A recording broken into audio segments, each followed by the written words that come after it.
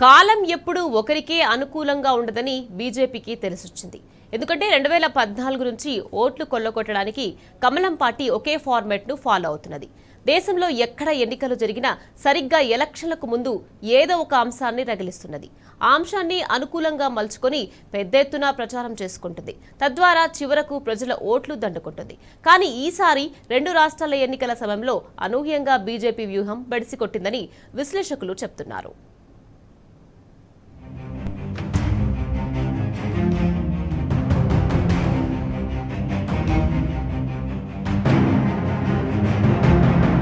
దశాబ్దానికి పైగా బీజేపీ గెలుపు కోసం ఒకే ఫార్మాట్ను ఫాలో అవుతున్నది.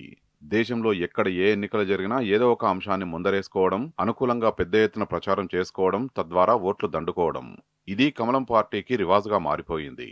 2014 లోక్సభ ఎన్నికల కంటే ముందు నల్లధనం ప్రకటనతో మొదలు తాజాగా మహిళా బిల్లు పేరిట పార్లమెంటు ప్రత్యేక సమావేశాల్లో 131వ రాజ్యాంగ సవరణ బిల్లును హడావిడిగా తీసుకురావడం వరకు ఈ తంతు గడిచిన పుష్కర కాలంగా నిర్విరామంగా కొనసాగుతూనే ఉన్నది.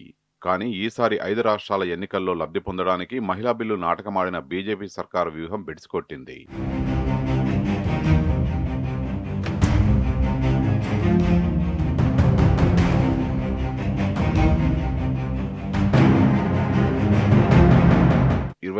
తమిళనాడు అసెంబ్లీకి 23తో పాటు 28న 2 దఫాల్లో బెంగాల్ అసెంబ్లీకి ఎన్నికలు జరగనున్నాయి.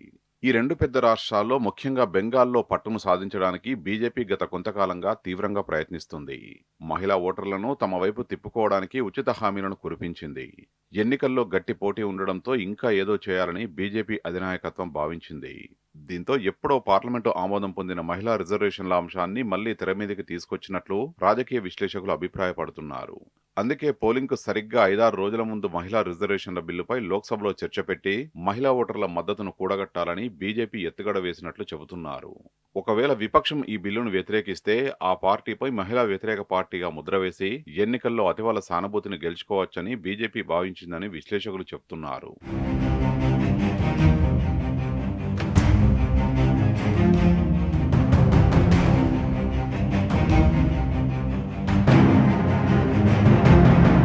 మహిళా రిజర్వేషన్లను ముందు పెట్టి ఎప్పటినుంచో తాము అనుకుంటున్న డీలిమిటేషన్ బిల్లును కూడా పనిలో పనిగా తీసుకురావాలని బీజేపీ అధినాయకత్వం భావించింది. డీలిమిటేషన్ బిల్లును విడిగా తీసుకొస్తే దక్షిణాది రాష్ట్రాల నుంచి వ్యతిరేకత రావచ్చేమోనని గ్రహించి 131వ రాజ్యాంగ సవరణ బిల్లులో అటు మహిళా రిజర్వేషన్లు ఇటు డీలిమిటేషన్ను వ్యూహాత్మకంగా మిళితం చేసింది. అయితే ఈ విషయాన్ని పసిగట్టిన విపక్ష పార్టీలు మహిళా బిల్లుకు తాము సంపూర్ణ మద్దతు ఇస్తామని బేషరతుగా ప్రకటిస్తూనే మహిళా బిల్లు ముసుగులో డీలిమిటేషన్ చేపడితే వ్యతిరేకిస్తామని కుండబద్దలు కొట్టాయి. అయినప్పటికీ బీజేపీ ప్రభుత్వం ఏకపక్షంగా ముందుకు వెళ్లింది. దీంతో కథ అడ్డం తిరిగింది. లోక్సభ ఆమోదానికి అవసరమైన 3/2 మెజారిటీని సాధించలేక ఈ బిల్లు వీగిపోయింది. బీజేపీ సర్కారు అసలు నాటకాన్ని పసిగట్టిన మహిళలు కూడా ఆ పార్టీ వైఖరిపై మండిపడుతున్నారు.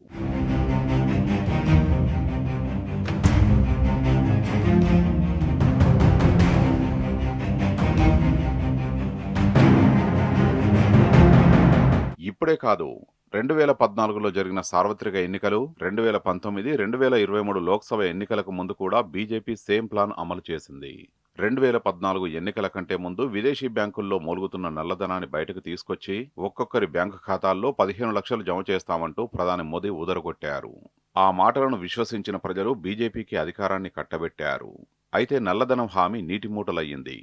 ఇక 2019 లోక్సభ ఎన్నికల సమయంలో పాక్పై జరిగిన సర్జికల్ స్ట్రైక్స్ ను బీజేపీ ప్రచారానికి వాడుకుందని విమర్శలున్నాయి. ఆర్టికల్ 370 రద్దు, అయోధ్య రామమందిర నిర్మాణం వంటి ఉదంతాలను 2023 ఎన్నికలకు ముందు బీజేపీ ప్రచారానికి వాడుకున్నట్లు విశ్లేషకులు అభిప్రాయపడుతున్నారు. ఇప్పుడు తాజాగా మహిళా బిల్లును అసెంబ్లీ ఎన్నికల్లో లబ్ధికి వాడుకుందామన్న ఆ పార్టీకి షాక్ తగిలింది.